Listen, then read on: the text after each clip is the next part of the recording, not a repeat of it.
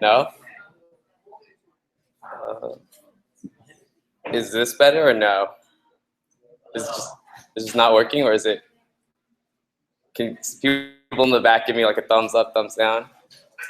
Okay, I see a thumbs up, so I'm gonna assume that means it's good. So yeah, let's get started. Well, welcome to week 4 of the Rails Decal. This means we've had this class for a month now. And today what we're gonna cover is finally doing like the whole complete cycle of showing information on a web app and adding new information onto a web application. And the 4 things we're gonna cover today are index, show, new, and create. So first, logistics. Just so you guys know, we finally added the feature for you to hopefully be able to check your grades. Homework 1 should have already been graded. And the way you should check that is if you go to the website and go to the assignments and click on a particular assignment, well, in this example, your first homework assignment, you should be able to see a grade under the maximum point value, and it should say something like 2 out of 2. If you don't see it, let me know. And if you have a grade, like for example, if you have a 0 and you don't believe you should have gotten a 0, let me know. Most likely what had happened was that the link you gave us didn't actually lead to the correct place, so we didn't know where to look. Can I also get a quick poll for everyone in here about how many of you guys started the homework for this week? Okay, that's a good amount of you. How many guys already finished? Okay, that's a good portion of you. Hopefully it's been chill and it's not too stressful. I know it's midterm season right now, so just gotta relax and hopefully get through this. Other logistics. I saw a question that got posted on the Piazza today asking about, when will solutions come out? I will try to get out solutions hopefully by this weekend for the first 2 homework assignments, so you could compare what you did versus versus the way we solved everything. So yeah. So today's lecture will be mostly like the content you're going to be learning is just from the live coding. So the slides that I'm going to present you are just more for reference. And basically, if you forget what you've learned this lecture, to do the homework is probably a lot more useful to go back to the to this webcast, I guess.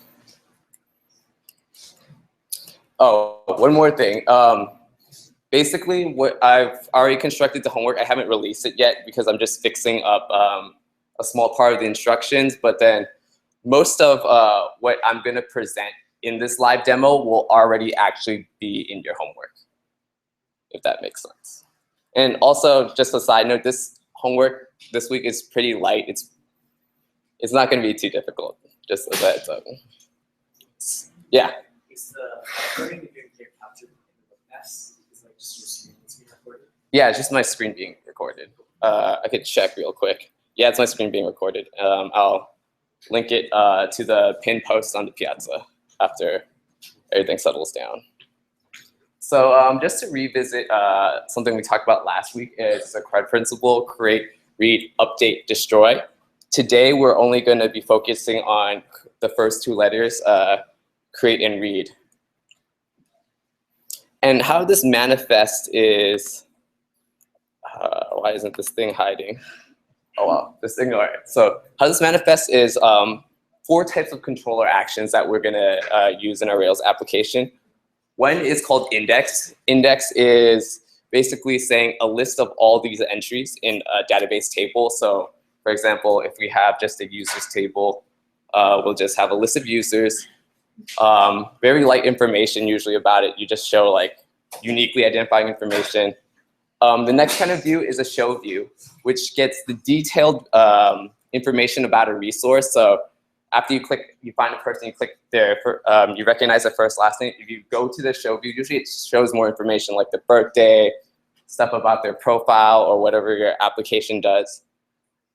Another commonly used action in a Rails controller is new. And new basically leads to a page to create a new resource.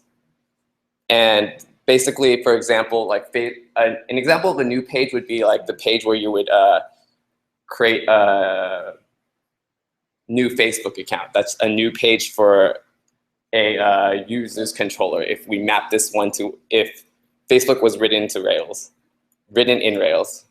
And the last endpoint the last action that we're gonna show today is the create action. So basically, your new page only gets you the form.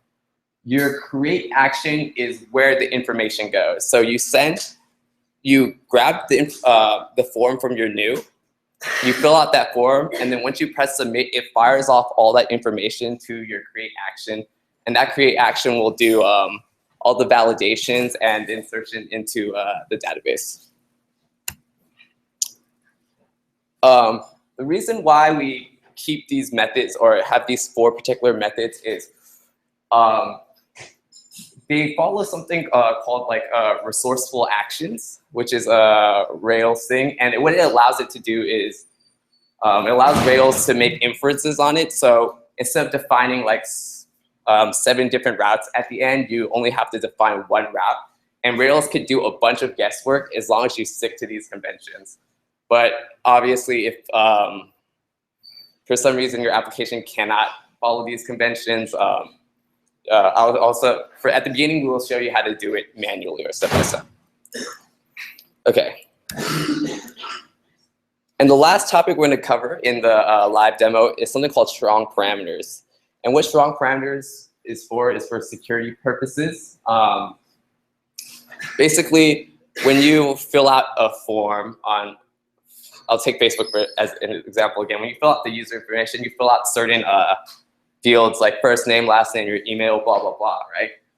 But then on a user object, there could be more attributes on a user object. For example, maybe there's like a Boolean flag that says is admin, right? And on the form, they definitely won't allow you, or they won't give you a checkbox that you can click and say, hey, sign me up as a super user, an admin as Facebook. But what that doesn't protect you from is the fact that what if I don't like use the form or use Facebook's form to hit the endpoint to create a user. Instead, I just like open up my terminal and fire off like my own packet of data that has like all these user attributes plus that Boolean turned on true. And what strong parameters allows you to do is filter out all data that an endpoint is given to select only certain key value pairs to be taken. And this will also be covered in our live demo. An important function that you'll use that I'll show you in the live demo, and that's also in the homework, is something called form4. Form4 is a method that you could use in a view, and what it'll allow you to do is if you give it a model, it'll help you construct a form for it and figure out where to route it.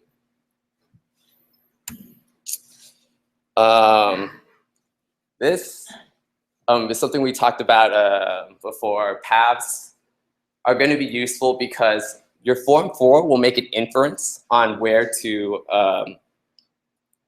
So when you click submit on a form, it will make an inference on where to actually like submit the data to. And basically, just as a reminder, you could check all your paths by running rake routes.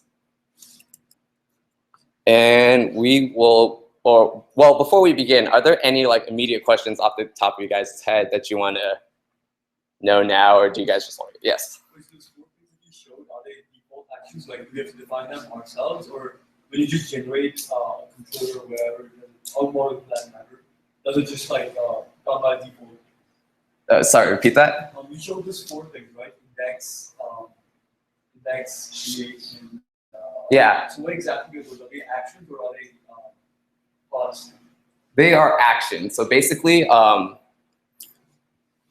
it's really right now my explanation will be really hand wavy, but it will make sense after not this lecture but next lecture. So basically, right now what I'm going to do in my live coding is actually define the actions on the controller's index,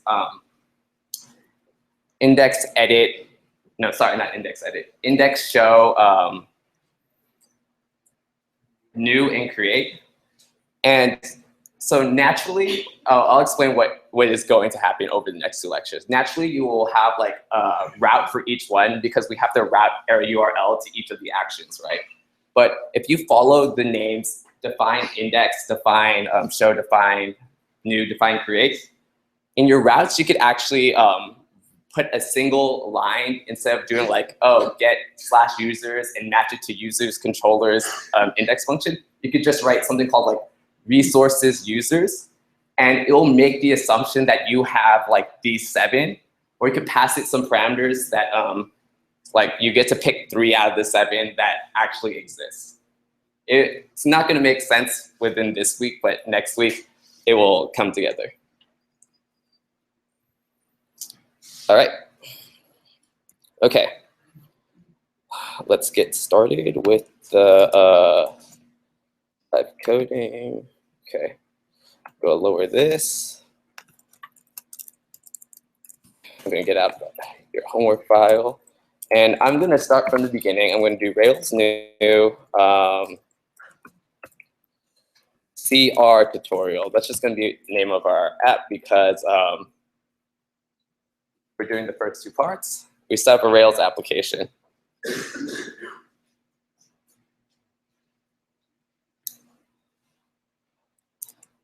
Okay, does anyone remember? Okay, so now let's say I know in my application I want to have users in my application.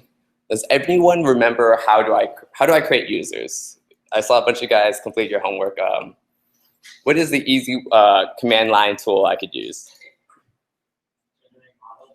Yeah, exactly, generate models. So Rails G, I'm gonna put this to the top. That isn't what I wanted to do.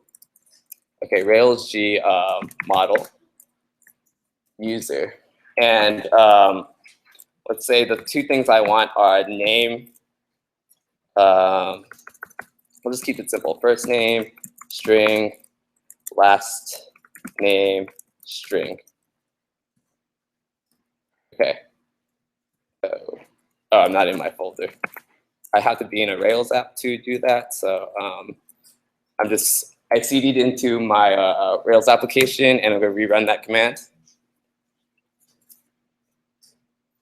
And blah, blah, blah. As we saw last week, it creates a models file, and it also creates a migration. And to actually make the changes to create my tables in my database, I have to run rake db migrate.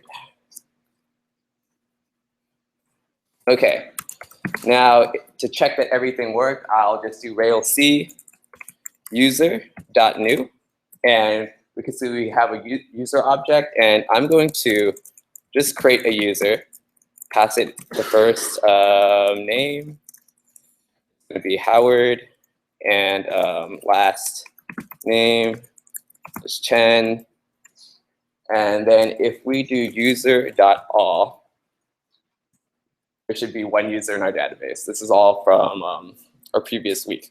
So this is, well, right now, oh, it's cool. We were able to store and persist information, right? But what we want to do is actually show that information on the page. For those of you guys who finished the homework and did the last step where you're supposed to make the user show up, you kind of already seen this, but I will show it to you guys here. So when my, quick question. So when my browser first makes a request, what does it hit first in my Rails application?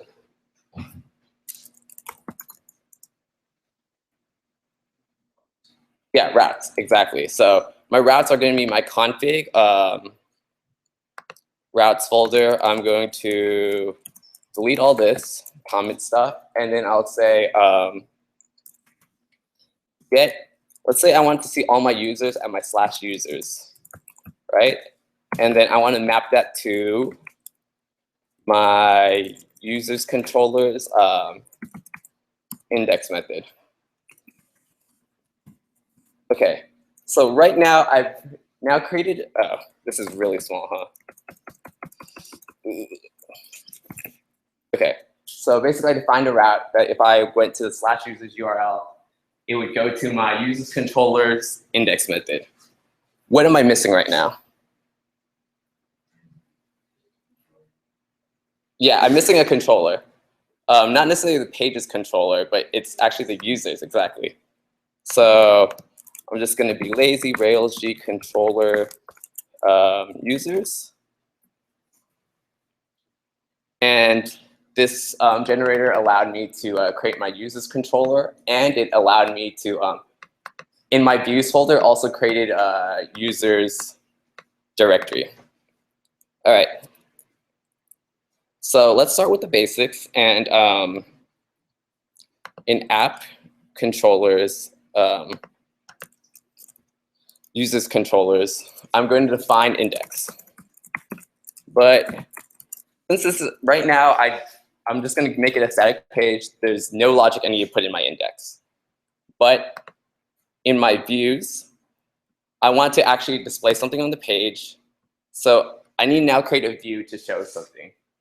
What should be the name of this view? Anybody? Index. Index, exactly. So it's going to be index.html.erb.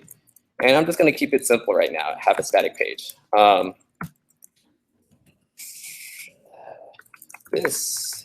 These, I can't spell these. These are your users. Okay. So now I'm going to just split this, or I should make a new tab. I'm going to start my Rails server to the side, and I'll take this out. It started on port 3000. If I go here, this is my main Rails app. And if I go /users, we now get this HTML page. And this is all, this right here is everything you've learned so far. Basically, I showed you how to create a model, create migrations, migrate your database, route to a static page. Now, what I promised you guys was, oh, I'm going to teach you guys how to make a dynamic website. So how do I populate this page based on information from my database? So this is where we use the power of embedded Ruby and instance variables in our controller. So quick question, how do I get all the users in my database? Users all. So I have user.all, that gets all the users in my database. But now what I want to do is allow my view to use this variable. So what I'm going to do right now is bind it to an instance variable called @user. And if you remember, putting the @ in front of the user allows my view to use this. And now I go to my view. What I want to do is now put embedded Ruby logic to print each one of my users. And the way to do that is, if you remember, to do embedded Ruby, it's put the % in the tag. And since I have access to users, I'll do @users. I'm going to put users because there should be multiple users in the end. So @users, and to iterate through my loop, I do .each do, and I'm going to put you in this. And what it means is, in my following code block, map each individual user to a U. And now what I want to do is print out the user's first name and last name. How do I do that? So I'm going to use embedded Ruby again, except this time, since I want to show the evaluation of my embedded Ruby code, I'm going to leave an equal sign in there. Bam. Since each of users is mapped to you, I'm going to put you, that first underscore name, because you has a first name. And I'm going to do the same thing with my last name, u.last_name. And what I'm going to do finally is actually surround this all by a p tag, which is a paragraph in HTML. And with all your control structures in Ruby, always remember to end them. Okay. Now, if we follow this, we're going to see that at the top, we're going to have a header one that says, these are your users. And assuming nothing breaks, I'm going to have multiple paragraphs of users with their first name and last name showing. Okay. I go back to my index, I refresh, and bam. If you could see there, that's me. This is the first time we have now information that we've shoved in through our Rails console show up. So therefore, if I wasn't lying to you, if I pop open my Rails console again, and I do user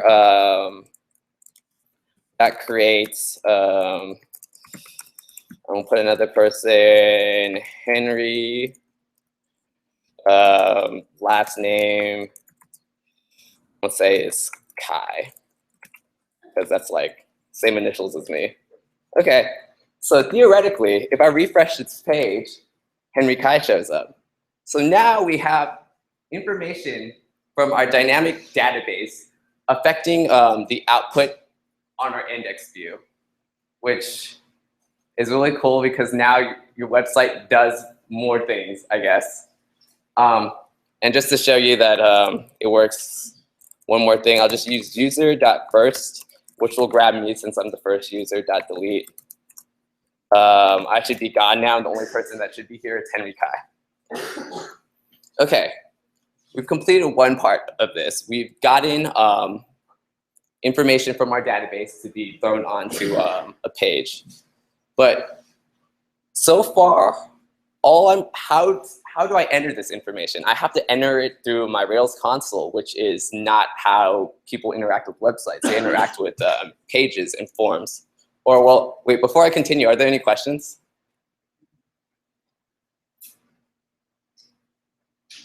Okay, perfect. So now I want to create forms that will allow people to insert their, oh yeah. So like, does like you usually create there and you made how you can in like that. So will that data stay if you exit the console? Like is it persistent? Yeah, the database will persist. So if I exit my console, this environment's closed, right? Like variables will disappear if that when you like turn off your Python interpreter. Same with Ruby, but this will persist. Yeah, a hard refresh too. So that'll stay there. And just a little bit of side information. If you want to look at all that's happening in your controller, you could see this is what happens when I make a get request to /users. It's going to go use controller's index. And right here, you remember when I did user.all, which show you a query? It will also pop up in your Rails log. So it says, oh, load users. It took 0.1 milliseconds. It's selected from the users table, all its attributes, all the users attributes from the users table. And it rendered HTML.erb, index.html.erb. Okay.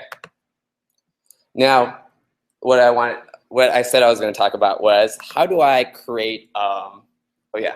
So what's doing what the processing to say that we use the new index.html and not the like splash screen that's above the Rails? Say that again. What decides that we should go to this index.html and not the like multiple Rails? Well, so basically, in my URL, I'm requesting whatever is at /users. I don't know if I might be misunderstanding your question, but going to /users tells my Rails application, or when I send a request, I send it a specific URL, and in my route.rb file, which is in my config, what I said was that if we get a request, if we get a GET request, the slash users, we're going to the users controllers index method. And that's how it doesn't, I guess, show the root. If we wanted to, we could just make the users our root view, but I just don't want to do, I just want to show like all the routes first, I guess, that we're going to cover today. All right, next one is get. Slash users slash new. This is this is a Rails way to get a new view. You just go to that resource and slash new. So let's say your application consists of users and dogs. If you want to create a user, you go to slash user slash new. If you want to create a new dog, you would have like a slash dogs endpoint, and you go to a dog slash new. So I'm going to bind this to users hashtag new. And that doesn't exist yet.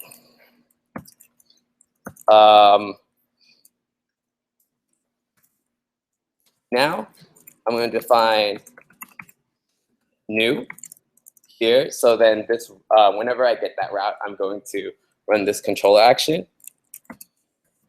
And right now I'm going to do something odd. I'm just going to create a user instance, and I'll explain why. So basically, in my new action in my users controller, I'll have an instance variable called @user, and it's just an empty instance. So what I want to do now, I've got a controller action, is associate it with a view. I go to my views folder, my users, and then I will do new.html.erb.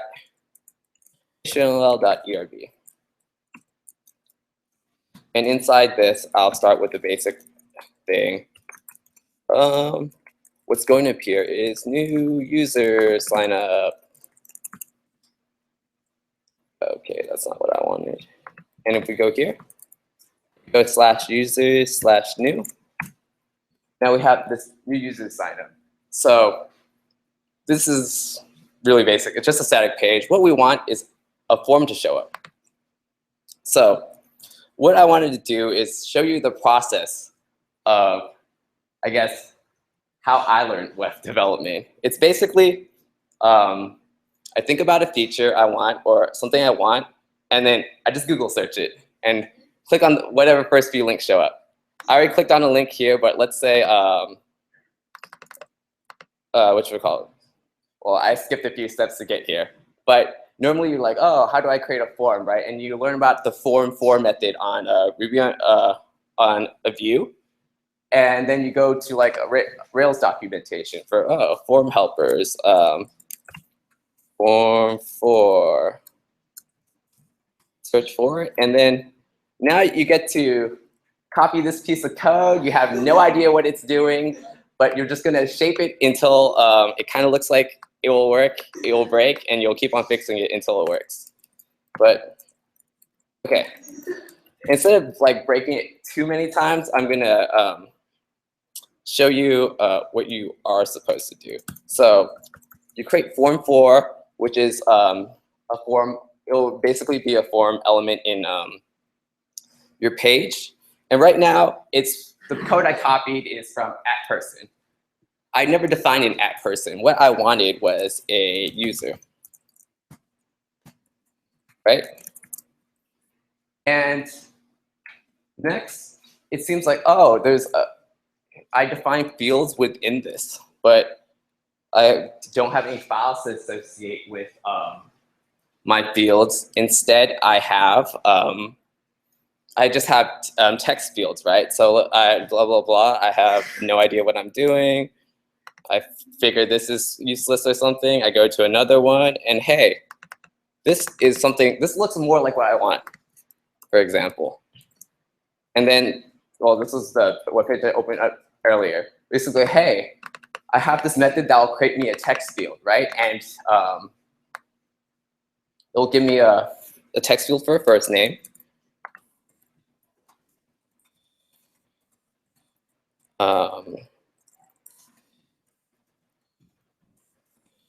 And then I'll copy that and then put another text field. for the last name. And I'm just not I'm not going to worry about formatting or anything right now. I'm just going to say shove these text field elements right here. I'm going to refresh the page right now, but if I understand this correctly, this still won't work. Okay, I forgot a button. That's why it's working. So then the last thing is submit button, f.submit.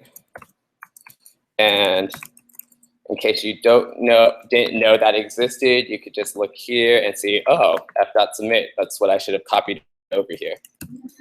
So now we have these text fields and the submit button. Now refresh.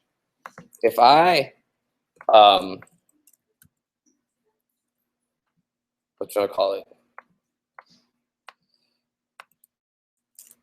I'm gonna fix these spacing.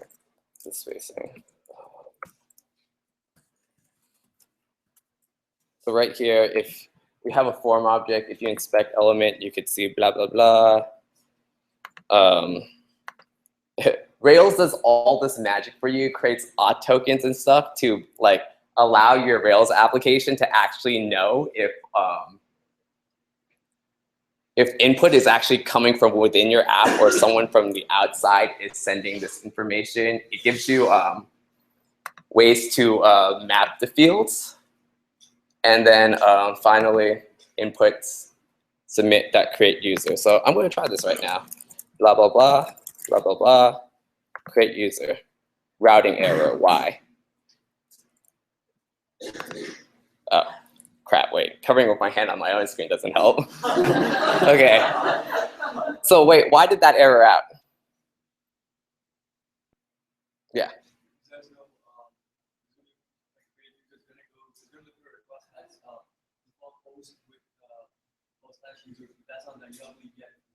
Exactly.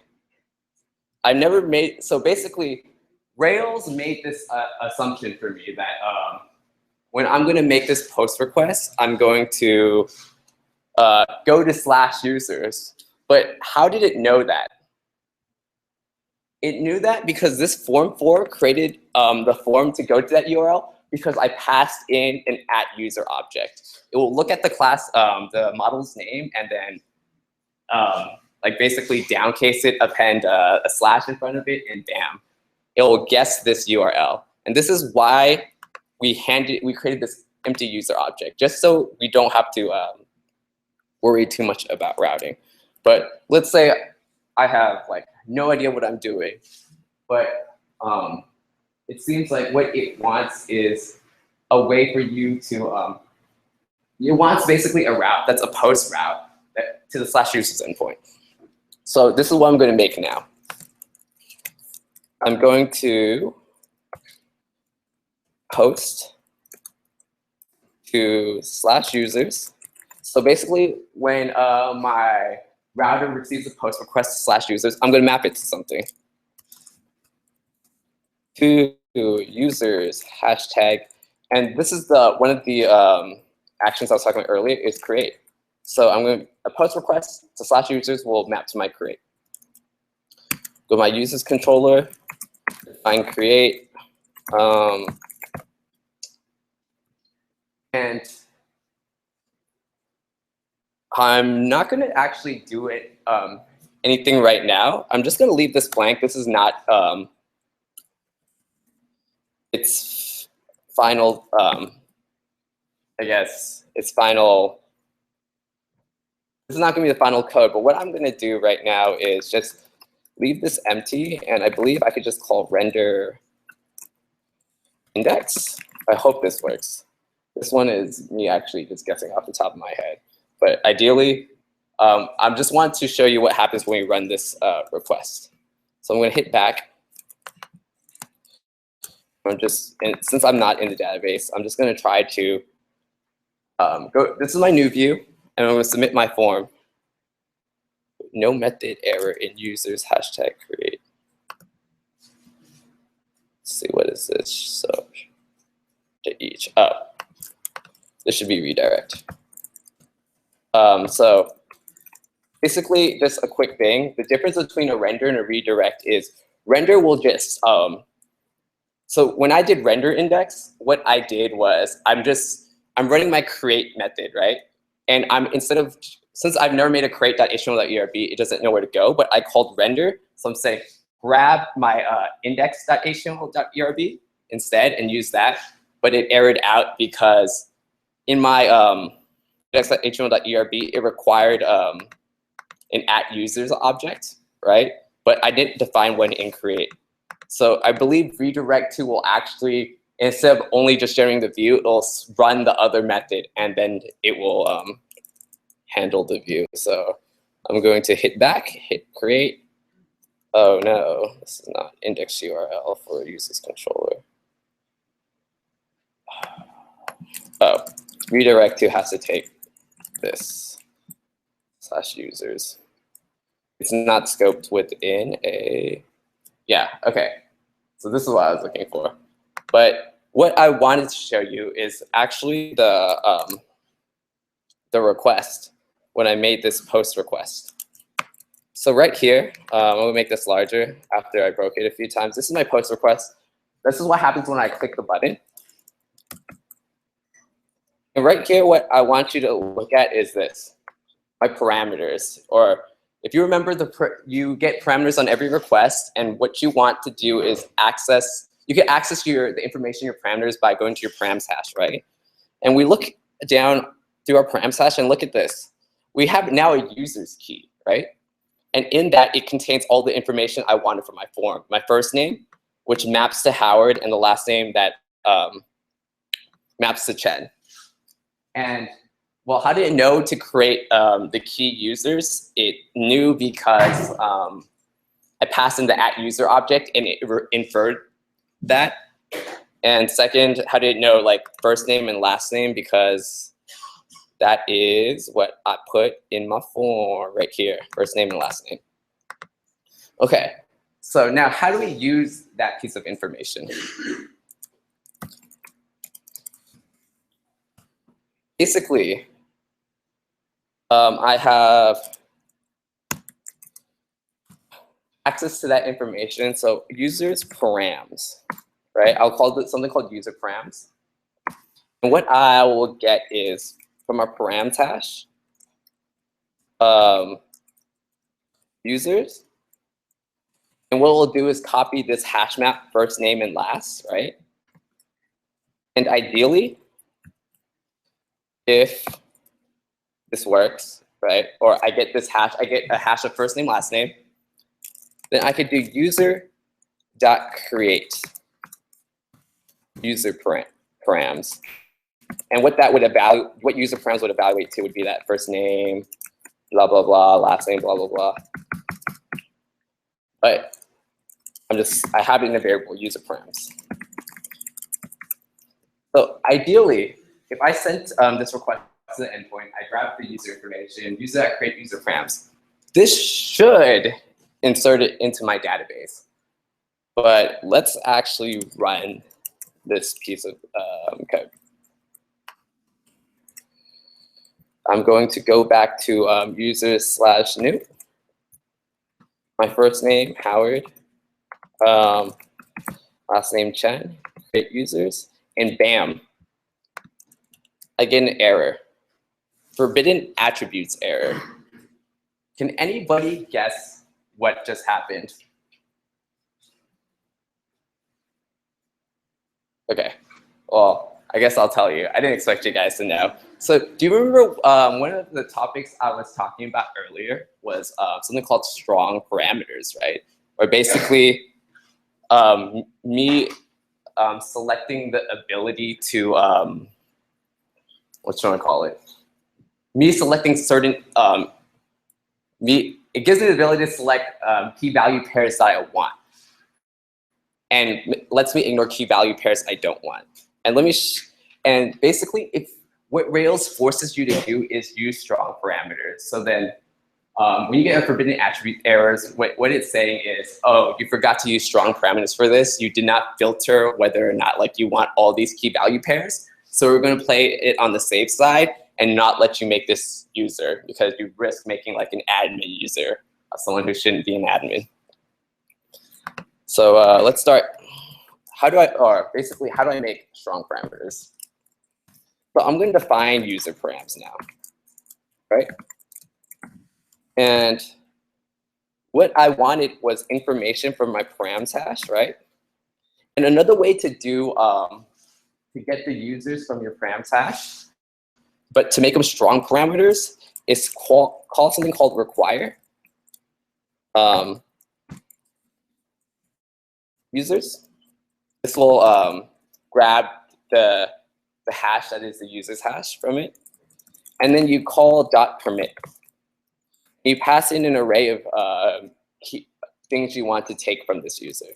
So first underscore name and last name, because I want both of these pieces of information. I'm going to take this out.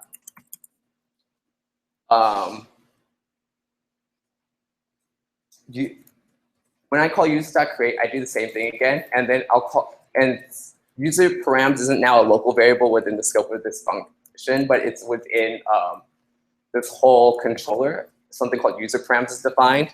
It will, since in Ruby functions don't need open close parens, it'll just run this function and return the last thing that's evaluated, which is params, grab the user's hash, only take the key value pairs of the keys first name and last name. And last thing I want to do is actually redirect to users, to go back to my list of users. Okay. I'm going to go back. Now I have Howard Chen again. I'm going to create user. And bam, right here is the first time that we've actually used a view we've created. And we were able to insert the information from that view into a view that shows us this information. So we pretty much went full cycle in a create and read. Do we have any questions so far? Yes. Yeah, so that require method, what would happen if the user had other parameters typed in? Would it only take the one that was required, maybe one other parameter? Oh, you mean permit? Yeah. So do you want me so let's do this. I'll take out last name, right? So now the only field that that according to this code permits is first name. I go back to my new view, right? And I'm gonna type in, I'll just type my little brother's name, Otto. I'm just gonna use his name. So his name is Otto Chen. But according to my user params, it says I'm only gonna take the first name from it. So if I do create user, Otto, even though I passed in a last name to the form, my user param said, oh, I don't want this key value pair because I didn't say I allowed this. This might be dangerous. So I tossed it, and I only saved his first name. Are there any more questions or?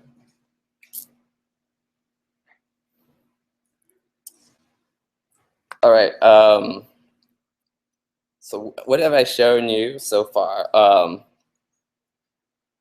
I've shown you index, new, create, and therefore you actually have all the information you need to actually start making a web application. Woo! All right. Last thing I wanted to show you today is the show. Which is basically, let's say you want more detailed information. I realize this is a terrible example because I already showed all the information on my index, but it's a perfect time to actually review some extra stuff.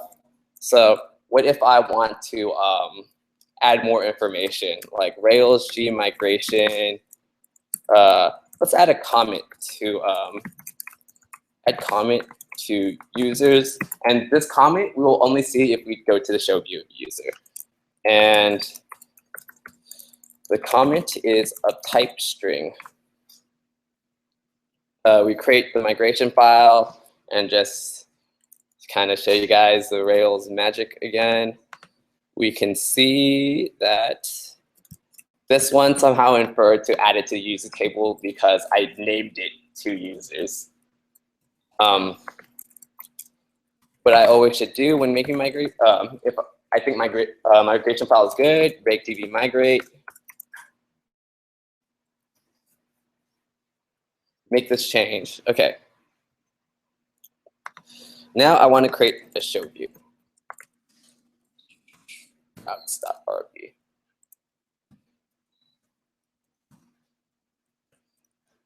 So in my show view, I'm going to say get /users /:ID.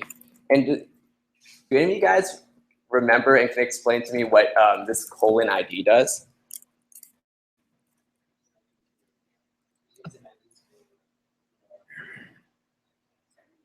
Wait, can you repeat that? Yeah, exactly. So basically, I could type in a URL, or I type in /users / and then I put anything in front of it, like /1, right?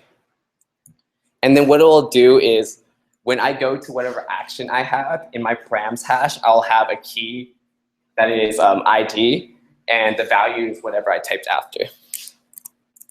And what I'm going to put that to is users #show. Okay. Next thing I need to do is create a show method, define show, and to allow my view to access information, I should @users equals or @user, since my show view only looks at one thing. How do I find a particular user? Exactly, .find. .find, but what do I have to pass it?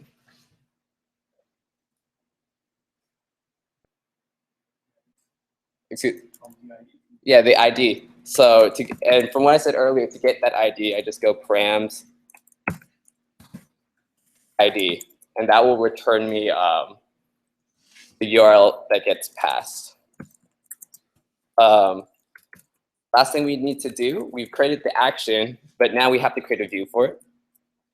I'm going to go to my views, show.html.brb.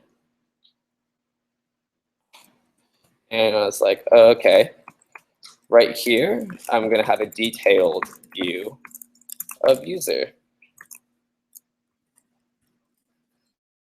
for example. And what information should I put? I have access to the @user variable, so inside a bunch of p tags, I'm going to say @user dot first name, @user dot last name, and the extra piece of information that we didn't have before was comment. And let's see. So if I go to /users /2, for example, I get this is the detailed view that gets rendered. I get Henry Kai, but since I never created a comment with Henry, he was made before my comments column came up. It doesn't show up. And does anyone know why I didn't do /user /1? Sorry, say that. Yeah, I deleted the first one because so if you try to find something that does, I don't know why this shows up, but if you try to find something that doesn't exist, I couldn't find a user with ID1. That was the original Howard Chen that I deleted as example. So 2 gets Henry, 3 gets the new Howard, 4 gets Otto. And just for this, an easy way just to show you that this new view works, I could do user.first.update. So update works the same way as create, except instead of creating a new instance, user.first already exists. So calling update will just update its attributes. So I'll say comment, I am cool. This return true. So now if I go to user /2, Henry Kai's comment now says, I am cool. Yeah, so I only showed you guys that for the sake of shows are very common in case you need to show a lot more personal information. Yes. So after you delete our channel, is it possible to make another entry? Not that I know of. IDs are auto-made by Rails to be they increment it manually. I've never tried that, but we could actually experiment right now. It would be interesting. So using that first, which is some guy with ID 2, right?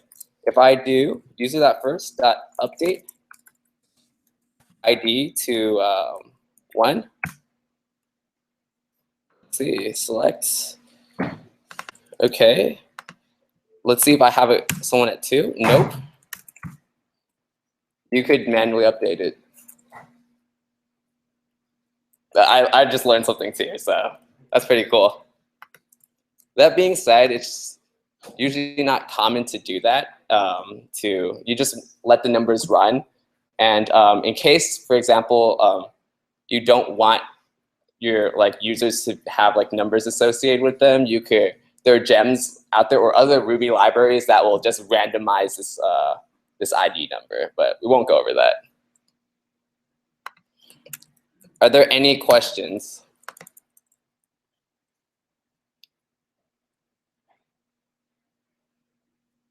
No questions at all? All right, let's see. Are there any questions about things not pertaining to, I guess, the content of this lecture? Off the top, nope. Oh yeah. So last time you said that in order to get this to work offline, you would have to have some sort of remote database or something. Are you gonna show us how to do that? Yeah. Yeah. It's a later lecture. It's just basically the one I know how to use is Heroku. It's really easy. You just run one git, basically 3 git commands, and then it's up and running. It will automatically set up the database for you, assuming it is a Postgres database. Yeah. Okay. So basically, since I know it's midterm season, you all probably want to leave and go study and stuff. I'll just cut the lecture off now. This is actually kind of an abridged version of the normal lecture I give for this. But the other thing I would have showed you is just linking, I guess, between the index where you could click the index and it will go to the show view. But you've actually already done that in your the homework. It was covered in the lecture of your second week, and it's done in your homework. And in this homework that's going to be released tonight, pretty much I set up. It's pretty much this code except with the linking with it too. So if you want to learn more about that, you could check it out. And what this homework is more about is just actually basically doing this whole process, but by yourself. It's not really for I guess exploring new things. It's just more trying to just getting experience doing this, even though what you're gonna do is the exact same thing. So that's what it's gonna be about. And I'm gonna put up the check-in code so you guys could chill, and yeah.